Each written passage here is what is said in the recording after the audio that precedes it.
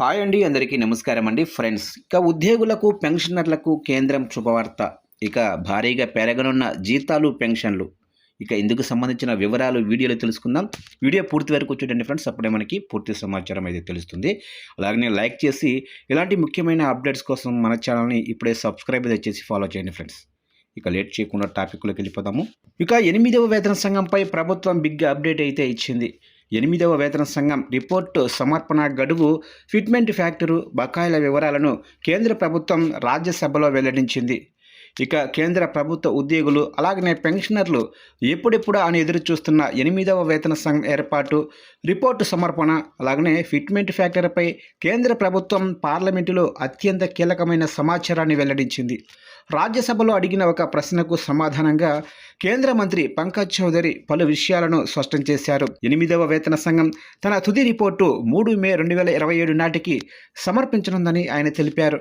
3 November 2025న ఏర్పాటు చేసిన ఈ కమిషన్కు తమ సిఫార్సులను అందించడానికి మొత్తం కూడా 18 నెలల సమయం అయితే ఇచ్చామని ప్రభుత్వం పేర్కొంది.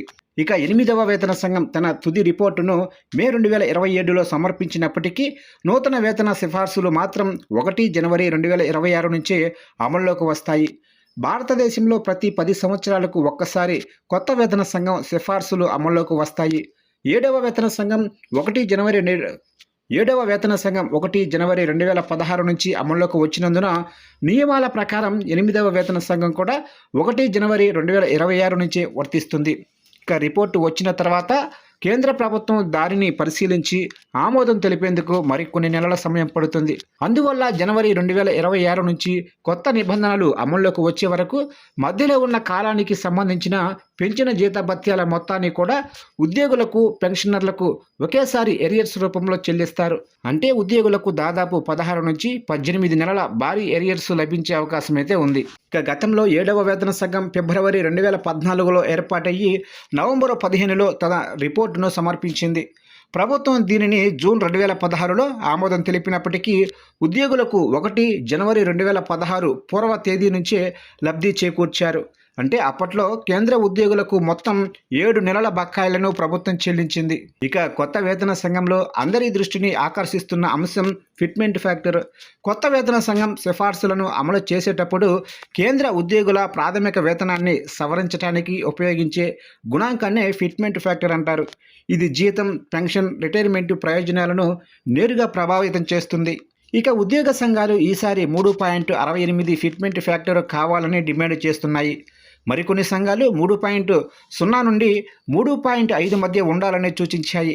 అంతేకాకుండా కనీస వేతనం ఫిట్మెంట్ ఫ్యాక్టర్ను నిర్ణయించేటప్పుడు కుటుంబ యూనిట్ల సంఖ్యను కూడా 3 నుంచి 5కు పెంచాలని, అంటే తల్లిదండ్రులను కూడా చేర్చాలని కోరుతున్నాయి.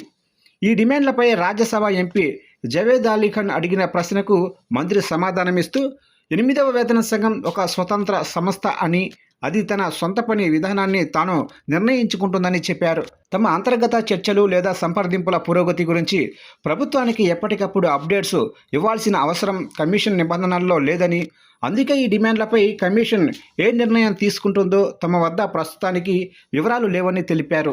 ఇక ప్రస్తుతం 8వ వేతన సంఘం సమాచార సేకరణ చర్చల దశలో ఉంది. ఉద్యోగ సంఘాలు, విభాగాలు, వాటాదారుల నుంచి అభిప్రాయాలను సేకరిస్తుంది.